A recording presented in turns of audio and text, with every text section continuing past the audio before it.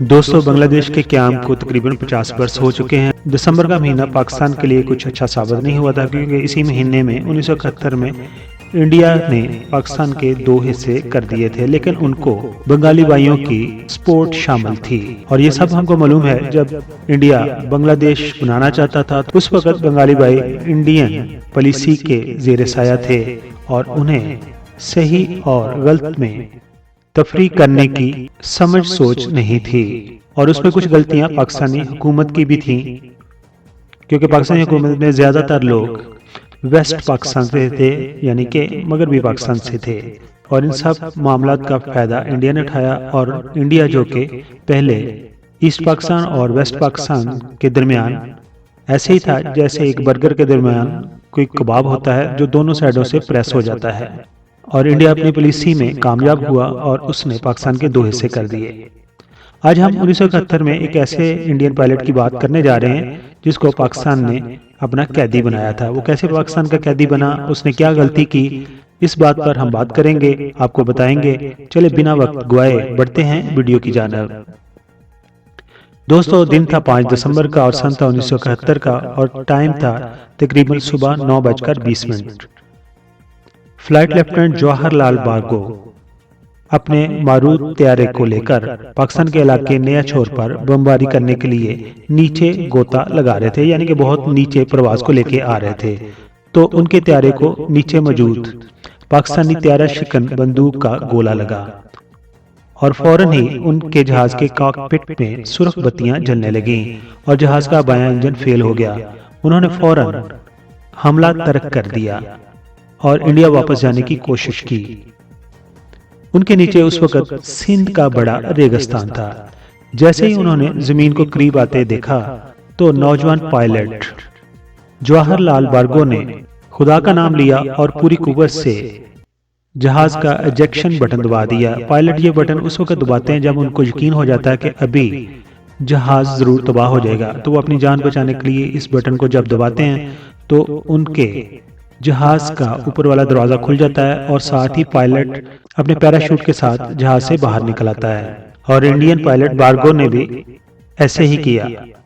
जो ही उन्होंने एजेक्शन बटन दबाया, जहाज के ऊपर की छत खुल गई और 1 सेकंड से भी कम वक्त में वो हवा के अंदर थे। फ्लाइट लेफ्टिनेंट जवाहरलाल बारगो ने खुद को रेगिस्तान की रेत पर पाया।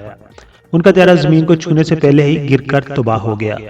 ये अंदाजा लगाते हुए कि जहाज में मौजूद बारूद किसी वक्त भी फट सकता है, उन्होंने अपना पैराशूट फौरन रेत के अंदर गाड़ दिया और तेजी से उस जगह से दूर भागने लगे। वहां से निकलने से पहले उन्होंने अपनी पायलट सर्वाइवल किट भी उठा ली, जिसमें एक स्लीपिंग बैग, छोटा सा चूल्हा, चॉकलेट, चाकू, कुतुबनुमा और पानी की 4 100 ml की बोतलें मौजूद थी।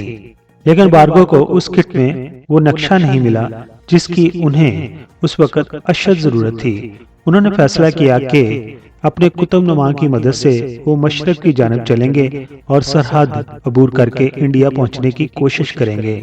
अपने आप को उन्होंने बहुत अक्लमंद समझते हुए, चालाकी दिखाते हुए फौरन अपनी घड़ी का वक्त पाकिस्तानी वक्त के मुताबिक तकरीबन एडजस्ट कर लिया और सोचा कि अगर वो पकड़े गए तो कहेंगे कि वो पाकिस्तानी फ़िज़ाइया के ऑफिसर हैं और उनका नाम मंसूर अली खान है। बारगो अपनी सर्वाइवल किट लेकर जब चल रहे थे तो उनके पास 300 पाकिस्तानी रुपए भी थे, जो उस वक्त पाकिस्तान पर हमला करने वाले हर पायलट को दिए जाते थे। जब बारगो ने चलना शुरू किया तो उन्हें दूर दूर तक एक भी इंसान नजर नहीं आया। अभी वो 3 किलोमीटर ही चल पाए होंगे कि गर्मी की वजह से उनका हलक खुश्क होने लगा। बारगो के पास जो 100 ml की 3 बोतलें थी वो तो कब की खत्म हो चुकी थी। अब उनके पास पानी का एक कतरा भी मौजूद नहीं था। फिर कुछ ही सफर के बाद उन्हें एक टेले के पास एक गांव देखा। वो एक वीरान झोंपड़ी के सामने खड़े थे, जहां कुर्ता पहने एक दाढ़ी वाला शख्स मौजूद था। जवाहरलाल बारगो कहते हैं कि मैंने झुकते हुए उन्हें अदाब अर्ज किया, लेकिन झोंपड़ी के सामने खड़े हुए शख्स ने उसका जवाब वालेकुम अस्सलाम से दिया। मैंने उन्हें बहुत अतमाद के साथ बताया कि मैं पाकिस्तानी एयरफोर्स का फ्लाइट लेफ्टिनेंट मंसूर अली खान हूँ। मेरा तैयारा क्रैश हो गया है, पीने के लिए मुझे पानी चाहिए। तब उस جھونپڑی والے شخص نے سرد لہجے میں جواب دیا کہ پانی نہیں ہے۔ میں نے قریب ہی سیمنٹ کی بنی ٹینکی پر نظر ڈالی جس میں پانی تھا۔ بوڑھے نے کہا یہ پانی اونٹوں کے پینے کے لیے ہے، آپ چاہیں تو پی سکتے ہیں۔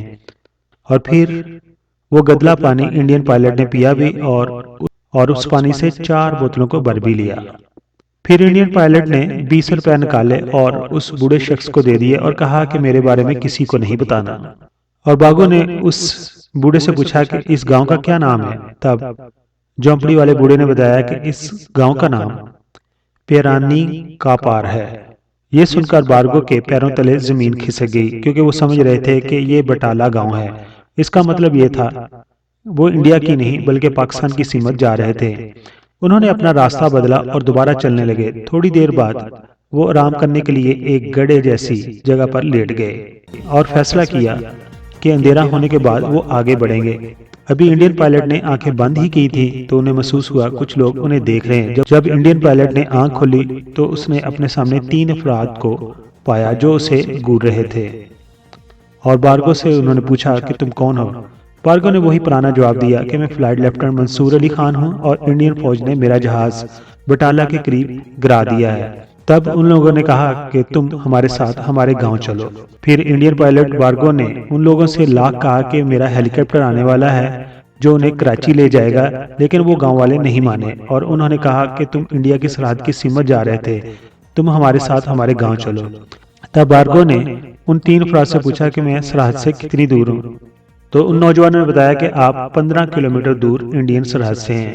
وہ تینوں نوجوان انڈین پائلٹ بارگو کو اپنے گاؤں میں لے آئے اور وہاں پر اسے ایک چارپائی پر لٹا دیا۔ پھر گاؤں کے اسکول کے ایک ہیڈ ماسٹر ان کے پاس آئے اور انہوں نے سوال کرنا شروع کر دیے کہ آپ پاکستان کے کس علاقے سے ہیں؟ انڈین پائلٹ جواہر لال بارگو نے کہا کہ میں نے ان کو بتایا میں راول پنڈی سے ہوں۔ تو تب ہیڈ ماسٹر نے پوچھا کہ راول پنڈی میں آگے کہاں رہتے ہو؟ لیکن انڈین پائلٹ کو راول پنڈی میں آگے کسی علاقے کا نام نہیں یاد تھا۔ تب اس نے تکا مارا کہ میں مال روڈ پر رہتا ہوں، اور وہ کہتے ہیں اتفاق سے راول پنڈی میں ایک مال روڈ ہے۔ تب بارگو نے ہیڈ ماسٹر سے پوچھا کہ یہاں کوئی تھانہ ہے، لیکن ہیڈ ماسٹر نے کہا یہاں کوئی تھانہ نہیں۔ یہ سن کر بارگو کو کچھ سکون ملا کہ وہاں دور دور تک کوئی پولیس تھانے کا نام نشان نہیں تھا۔ لیکن بارگو کو اور زیادہ ٹینشن اس وقت ہوگی جب ٹیچر نے کہا کہ انہوں نے رینجر کو اس کے بارے میں اطلاع دے دی ہے۔ تب بارگو نے پوچھا کہ رینجر کتنے وقت میں یہاں پہنچے گی؟ تب گاؤں کے ہیڈ ماسٹر نے کہا کہ رینجر کو یہاں آنے میں 3 سے 4 گھنٹے لگ جائیں گے۔ گاؤں والوں نے ان کے لیے چائے بنائی اور پھر شام کے 7:40 ہو چکے تھے۔ فلائٹ لیفٹیننٹ بارگو منصوبہ بنا رہے تھے کہ اب وہ کسی طرح وہاں سے بھاگنے کی کوشش کریں۔ ایک چاقو اور 4 پانی کی بوتلیں اپنے پاس رکھ کر انہوں نے اپنی کٹ کا سارا سامان گاؤں کے بچوں میں تقسیم کر دیا۔ لیکن بارگو کو یہ نہیں معلوم تھا کہ وہ وہاں سے فرار ہونے کا پلان تو بنا رہے ہیں، لیکن پاکستانی رینجرز جلدی اس کی جھونپڑی میں داخل ہونے والی ہے۔ اور پھر ایسا ہی ہوا۔ 4 پاکستانی رینجرز اس جھونپڑی میں داخل ہوئے۔ ان کے لیڈر کا نام نائک آواز علی تھا۔ رینجر کے لیڈر آواز علی نے پوچھا کہ آپ کون ہیں؟ انڈین پائلٹ بارگو نے وہی پرانی کہانی سنائی کہ وہ فلائٹ لیفٹیننٹ منصور علی خان ہیں۔ تو رینجر کے لیڈر آواز علی نے کہا ٹھیک ہے۔ پھر آواز علی ان کی ہر چیز کا معائنہ کر رہا ہے جو انہوں نے بچوں کو دی تھی، جن میں ایک چھوٹے چاقو پر میڈ ان انڈیا لکھا ہوا تھا۔ اور جب رینجر کے لیڈر کی انڈین پائلٹ کی گھڑی پر نظر پڑی تو اس پر پاکستان کا وقت نظر آ رہا تھا، لیکن پھر بھی آواز علی نے کہا کہ ہمیں تم پر شک ہے کہ تم انڈین ہو۔ انڈین پائلٹ نے جب یہ سنا تو وہ بہت پریشان ہوا، اور پھر انڈین پائلٹ نے کہا کہ آپ اپنے افسر کو بلاؤ، میں اس کو بتاؤں گا کہ میں کون ہوں۔ تب رینجر کے لیڈر آواز علی نے کہا میں ہی آفیسر ہوں۔ تب انڈین پائلٹ نے سختی سے جواب دیا کہ تم آفیسر نہیں ہو۔ اس پر رینجر کے لیڈر آواز علی نے میرا آخری امتحان لیتے ہوئے مجھ سے کہا ٹھیک ہے اگر تم مسلمان ہو تو ہمیں کلمہ پڑھ کر سناؤ۔ اور انڈین پائلٹ جو کہ مسلمان نہیں تھا، اس نے کبھی کلمہ پڑھا ہی نہیں تھا اور کبھی سنا بھی نہیں تھا۔ وہ کلمہ نہیں بلکہ صرف قلم کو جانتا تھا، اور اس نے آواز علی کو کہا کہ کافی عرصہ ہو گیا ہے میں نے کلمہ پڑھا نہیں، اس لیے مجھے یاد نہیں آ رہا اور کمر میں بھی بہت درد ہو رہا ہے۔ تب آواز علی نے کہا ٹھیک ہے میں کلمہ پڑھ رہا ہوں، آپ دہرا دیجئے۔ تب انڈین پائلٹ نے کلمہ پڑھنے سے انکار کر دیا کیونکہ وہ سوچ رہے تھے اگر میں نے کلمہ غلط پڑھا تو یہ سارے گاؤں والے مل کر مجھے بہت ماریں گے جو مجھ پر اعتماد کرتے تھے۔ لیکن دوسری طرف رینجر کے لیڈر آواز علی کو پورا شک ہو گیا کہ بارگو اسے بے وقوف بنا رہا ہے۔ انہوں نے اپنی رائفل کا بٹ زمین پر زور سے مارتے ہوئے کہا، مجھے بتاؤ کہ تم کون ہو، ورنہ ہمیں سچائی اگلوانے کے دوسرے طریقے اختیار کرنے ہوں گے۔ انڈین پائلٹ بارگو سمجھ گئے کہ ان کا کھیل ختم ہو گیا۔ انہوں نے کہا، میں انڈین ایئر فورس کا فلائٹ لیفٹیننٹ جواہر لال بارگو ہوں، اب آپ میرے ساتھ جو چاہیں کر سکتے ہیں۔ لیکن تب تک گاؤں والے بارگو کے ساتھ مانوس ہو چکے تھے اور انڈین پائلٹ کا کہنا تھا، انہوں نے رینجر سے کہا کہ ہم انہیں کھانا کھانے بغیر نہیں جانے دیں گے۔ تب بارگو نے بتایا کہ وہ بڑے کا گوشت نہیں کھاتے اور گاؤں والوں نے اسپیشل ان کے لیے چکن کا سالن اور چاول بنائے۔ بارگو کھانا تو کھا رہے تھے لیکن یہ کھانا پریشانی کے عالم میں تھا۔ کھانا کھانے کے بعد رینجرز نے بارگو کو اونٹ پر بٹھایا اور ان کی آنکھوں پر پٹی باندھ دی اور ان کے دونوں ہاتھوں میں ہتھکڑیاں لگا لی گئیں۔ بارگو اپنی قسمت کو کوس رہے تھے کہ وہ انڈیا کی سرحد سے صرف 15 کلومیٹر دور پاکستانی رینجرز کے ہتھے چڑھ گئے ہیں۔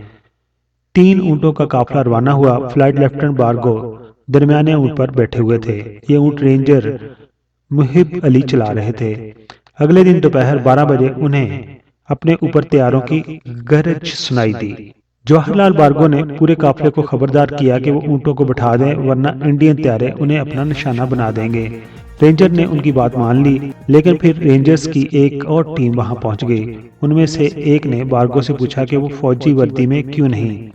تب انہوں نے جواب دیا کہ ان کا فوجی سوٹ بھاری تھا، اس لیے انہوں نے اسے اتار کر زمین میں گاڑ دیا۔ تب رینجرز میں موجود ایک شخص نے کہا، مار دے اینو۔ تب انڈین پائلٹ نے گھبرا کر کہا، اگر آپ مجھے گولی مارنا چاہتے ہیں تو میری آنکھوں سے پٹی ہٹا دیں۔ پھر رینجرز کے کمانڈر آواز علی نے مجھے یقین دلایا کہ ان کا ایسا کرنے کا کوئی ارادہ نہیں ہے۔ 5 دن مسلسل چلنے کے بعد فلائٹ لیفٹیننٹ بارگو کو کراچی میں پاکستانی فضائیہ کے اڈے پر لے جایا گیا۔ راستے میں ان کی ملاقات پاکستانی فوج کے کیپٹن مرتضیٰ سے بھی ہوئی۔ پاکستانی فوج کے کیپٹن مرتضیٰ نے بارگو کی آنکھوں پر سے پٹی اور ہتھکڑیاں کھلوا دیں۔ انہوں نے انہیں پینے کے لیے ایک سگریٹ اور شیو کرنے کے لیے اپنی شیونگ کٹ بھی دی۔ کیپٹن مرتضیٰ نے انہیں ایک بار پھر یہ محسوس نہیں ہونے دیا کہ وہ ان کے دشمن ہیں اور بارگو ان کے قیدی ہیں۔ آخر 12 دسمبر 1971 کو بارگو کو ہوائی جہاز سے راولپنڈی کے جنگی قیدی کیمپ میں لے جایا گیا، جہاں 12 انڈین پائلٹ پہلے سے ہی موجود تھے۔ بارگو ابھی راولپنڈی جیل میں ہی تھے کہ انہیں خبر ملی کہ پاکستانی فوجیوں نے ڈھاکہ میں انڈین فوجیوں کے سامنے ہتھیار ڈال دیے ہیں۔ انڈین پائلٹ بارگو اور ان کے ساتھی 1 سال تک پاکستانی جیل میں رہے۔ پھر 30 نومبر 1972 کو لائل پور، جو کہ اب فیصل آباد بن چکا ہے، اس کی جیل میں قید تمام انڈین جنگی قیدیوں کو پاکستانی فوج کی خاکی وردی پہنائی گئی اور انہیں ایک خصوصی ٹرین کے ذریعے لاہور لے جایا گیا اور 1 دسمبر 1972 کو انہیں بسوں میں واگا بارڈر لایا گیا۔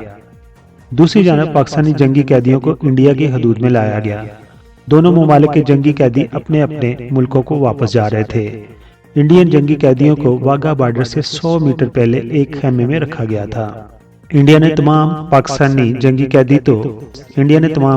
قیدی تو پاکستان کو واپس کر دیے، لیکن پاکستانی پائلٹس کو رہا نہیں کیا، جس پر پاکستانی گورنمنٹ بہت زیادہ ناراض ہو گئی اور پاکستانی گورنمنٹ نے بھی انڈین پائلٹس کو واپس کرنے سے انکار کر دیا، جس پر اگلے دن Indian chief of army staff Sam Manekshaw خود اپنے طیارے میں پاکستانی پائلٹس کے ساتھ پاکستان پہنچے۔ انڈین پائلٹس نے 11:30 بجے واگا کی سرحد پار کی۔ وہیں پنجاب کے وزیر اعلیٰ گیانی زیل سنگھ نے گلے مل کر ان کا استقبال کیا۔ انڈین پائلٹ بارگو کو اب وہ کلمہ زبانی یاد تھا جس کی وجہ سے انہیں پاکستان میں گرفتار ہونا پڑا، یعنی لا الہ الا اللہ محمد رسول اللہ۔ دوستو، ہمارا یہ چینل نیا ہے، ہمیں آپ کا پیار چاہیے، آپ کی محبت چاہیے۔ ایسی ہی سچی کہانی کو سننے اور دیکھنے کے لیے ہمارے چینل کو سبسکرائب ضرور کیجیے اور لائک بھی کیجیے۔